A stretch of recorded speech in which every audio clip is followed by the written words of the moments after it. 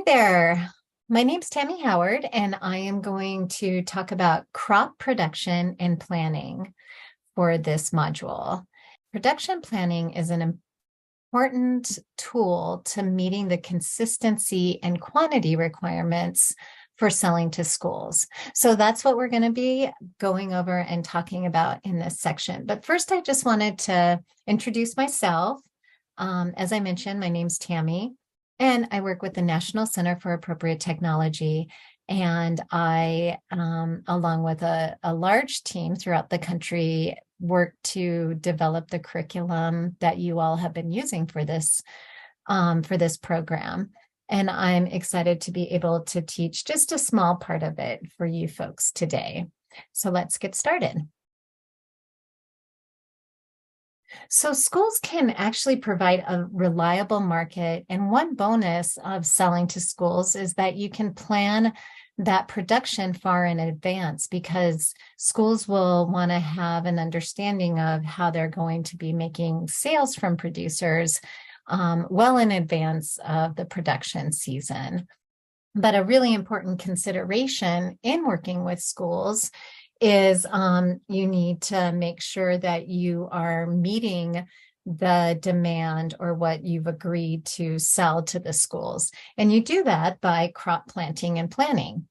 And basically that's done through having an understanding of your harvest needs.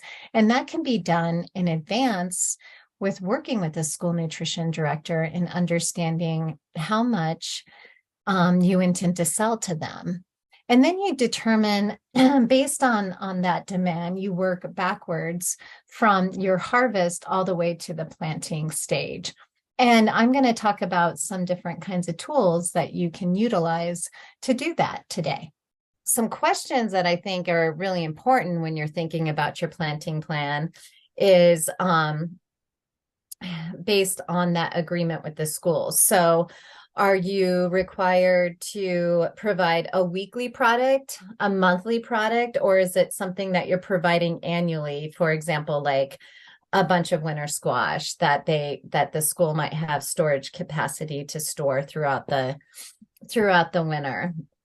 So I wanted to ask you folks, what do you think is an example of a weekly product? We had eggs, Eggs, yes, milk, that's great. Yep, milk for sure. Yeah, lettuce, definitely those perishable products. Yeah, lettuce is another really great one for like a salad bar or their salads. Great. What about monthly? beef. Yeah, beef, something a little less perishable, or if they have freezer capacity. I know you've been learning about how, based on the school's capacity, how can your product be adapted or processed, or how can your product meet the needs of the school capacity? Awesome. What about something annually? Flour. Flour, yeah, stuff that's less perishable. I mean, some people do provide like winter squash, something that's just like a one-off product that they have storage capacity for. So if, again, it really is based on the capacity of the schools. So yeah, again, that sales agreement is going to really determine the timing and the amount for the crops that you're producing and selling to schools. Another question to think about is, when should you be checking in with the school about that plan?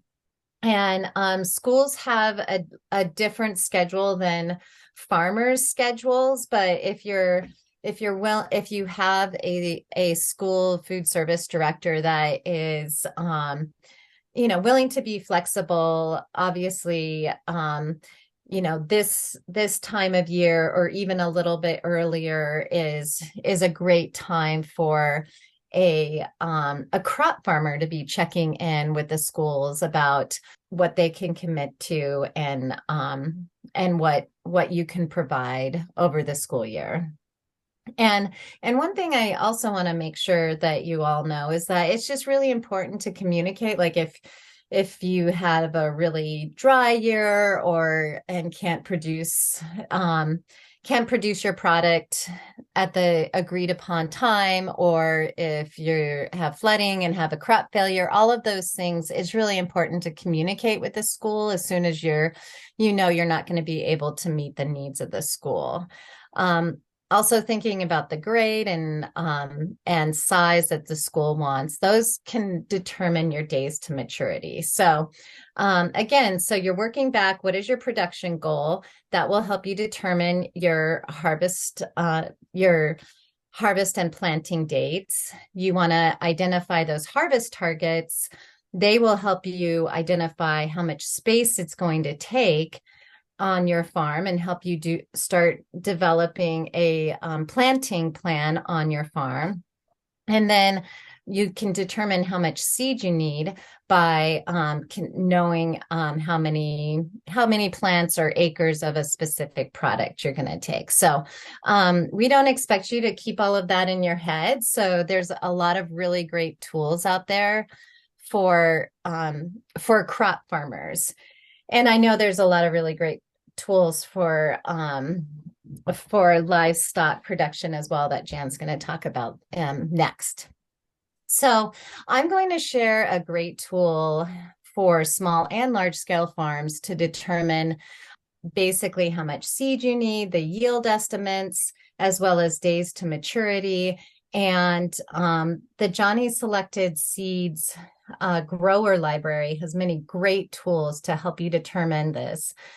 So you're not really caught in the middle of the season and you run out of seed, or a lot of folks use specific varieties. You'll hear from Living Root Farm, and they use some varieties of lettuce that help them grow into the shoulder seasons.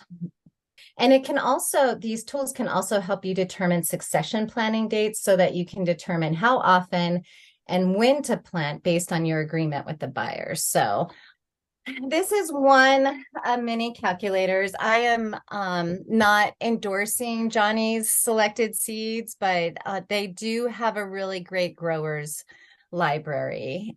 It's this right tab. I wanted to show you from their homepage how to get here. They have a lot of instructional videos, but what I'm going to spend most of my time on today is the planning tools and calculators. So I'm going to go over here.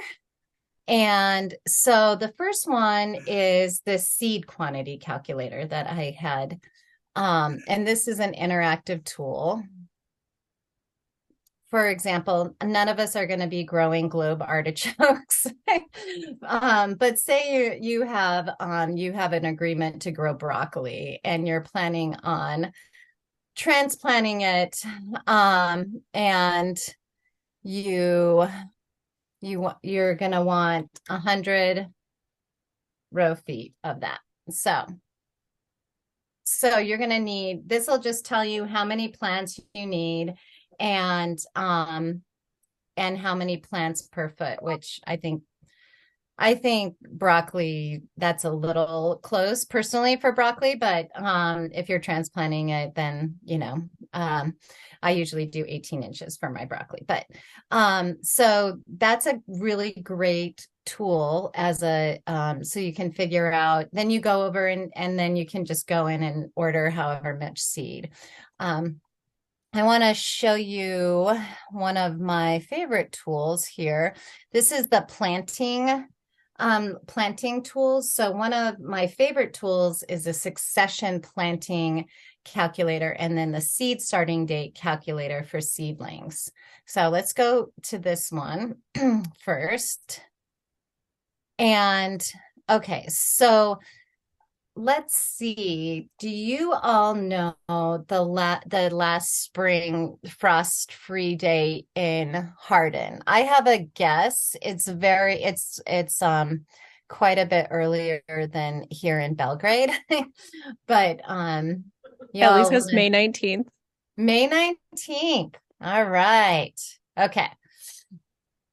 And then I'm just going to hit enter. Hopefully it might be hard to kind of see this, but Oh, so if you're growing artichokes, you can grow them on May 9th. You can, they're definitely frost sensitive and you can plant them on May 19th, but that's, yeah, so for example, we have basil here. And as you can, you might not be able to see, but it says May 26th. And that is because basil is very frost sensitive. So they're giving you a little extra time. You'll see here they have also products that can be planted before the frost, before that frost-free date because they're frost tolerant. So we have like beets 2 weeks before. And so you can get an idea of when you need to start these products. So that's a really great tool based on your frost-free date. Now let's go on over to the succession planting calculator. So somebody had said lettuce, right? So that is something that you definitely want to ensure that you have so let's say you're growing salad mix here. And you want, and this is pretty common, like 30 days to maturity. And you want to plant 7, interval between successions. So you're planting that like pretty much every week, right? So you have an agreement with the school to provide weekly salad mix, and you need to understand how much or how often you need to plant. So what's the last frost date, average last frost date in Hardin? I'm going to say September 15th. Here, sometimes in Belgrade, it's September 1st, and sometimes it's August, sometimes it's July. This gives you an idea, hopefully. So you want it, your first planting is on May 1st, and then you're planting every week, and then the final planting date is going to be, and this is in the field, your final planting date is going to be August 18th. So this kind of gives you an idea, and we can play around.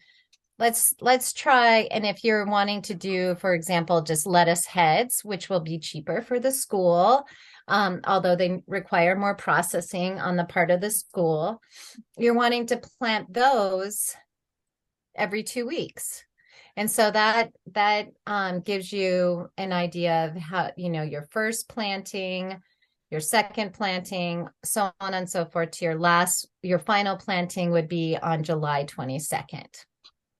So this is a really great calculator tool that I always recommend folks look at to create a succession plan and make sure. This can also apply to farmers markets. If you have a community-supported agriculture farm, all of those things do require succession planning. So it's a really great tool. This is based on your target harvest date. And that might be, it might be if you have an agreement to provide a specific product. For example, let's just say Eastern Magic, we have broccoli here, and the date that you have agreed to provide, say there's like, for example, a harvest of the month program, and they want to feature broccoli in August, which I know that's probably not a harvest of the month product in August, but still, let's just hypothetical. So this gives you an idea. You put so say it's on you're providing them with that on August 1st, so they have that product through August. And then it just calculates, you need to go in and find the days to maturity. and it'll tell you that you need to seed this product if you need it on August 1st on April 26th. And you can do this for all of your crops. So it's pretty it's a great tool for you to figure out when you do your planting. So just to reiterate what I was just talking about, it's you just you want to work back from your agreement with your buyer, whether that be a school or an aggregator, and work back in terms of the quantity of seeds that you're needing, the timing of succession planning, and the timing that you have agreed to deliver your product. And some of those calculator tools are really great to do that. So it isn't a perfect world, though, as many of you probably know that are crop producers, and you do need to factor in crop loss as a percentage. So you want to make sure that you're planting enough and you're not turning up short when it's time to deliver your product to your buyer. So base your loss percentage on records from the past and most recent past. So it's really important to factor in some kind of loss percentage in terms of your yield. So you don't want to plant exactly the amount that you're expecting to produce for your buyer. You want to plant over that amount. And we always encourage folks to keep track of their yields for their products. But if you don't have those records, then a lot of times it's good to a lot of folks use 20%, so plant 20% more. And then it's a good rule of thumb to use. Also, in terms of accounting for loss and variability in climate, consider a crop succession plan to make harvests actually overlap throughout the season and extend that harvest window. And I think that Johnny's selected seed calculator actually does that. So the weekly planting that they are, or the planting timing, for example, the lettuce mix example that I was using, that is accounting for having some variability in the harvest window. And so you have some overlap. So I think they do a pretty good job of that. But again, your own records really help.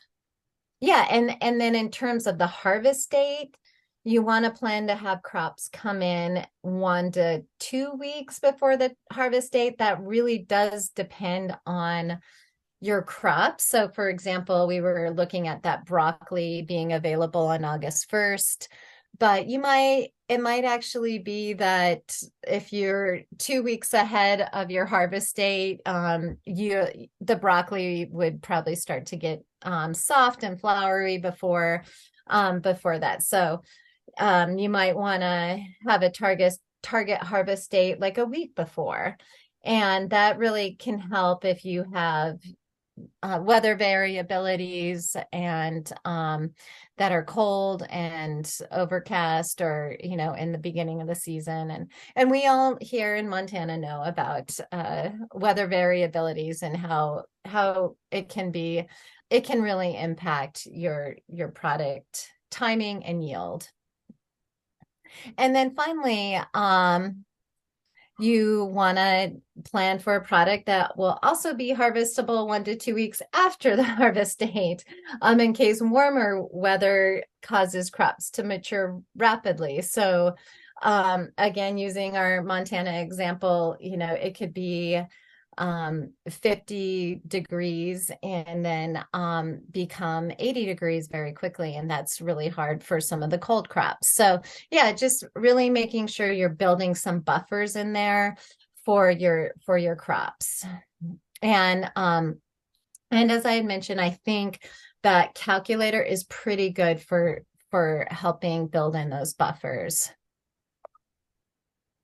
So I know that Jan I think Jan was talking about the business planning piece and understanding your cost of production, and all of those are based on records. Really determining and having an understanding of the specific products and how they're yielding, and the timing and all that is, really depends on really good records too. Generic enterprise budgets can give you some guidance, but there's really no replacement for your actual historic data. So that means farmers have to, you have to measure in all of your efforts, including not only your pricing and your time spent and all of those cost calculations, but also keeping track of when stuff actually is maturing, and how it looks and the weather and those types of things. And I'll just reiterate that good communication with schools can help you keep your input production and transport costs lower than for other markets. And you should have a history of measuring all your efforts, recording those measurements in some kind of database, or Excel is a good. I use Excel for my flower farming records, and but some databases can be really helpful for measuring and writing stuff in an easy from your phone to your computer. So I think CogPro is a really great one for doing those types of records, and that it also works for organic certification. I did want to mention that I know Living Root Farm isn't available today, but we did a case study and a video with them, and they do talk about their agreements with the Hardin Public Schools, and how they were able to figure out their production plan based on some of the agreements that they had with Hardin Public Schools. And you'll be hearing about that next. They'll be showing a video instead of in lieu of an actual site visit, because it's probably snowy there right now. And so with that, we're just gonna move into your crop planning exercise. And that is paid on the crop planning exercise we have is 4C, and it is on page 42. So you can kind of work on a hypothetical bid, because there's I know, or you can use the one that's in the solicitation packet from the Durango Public Schools.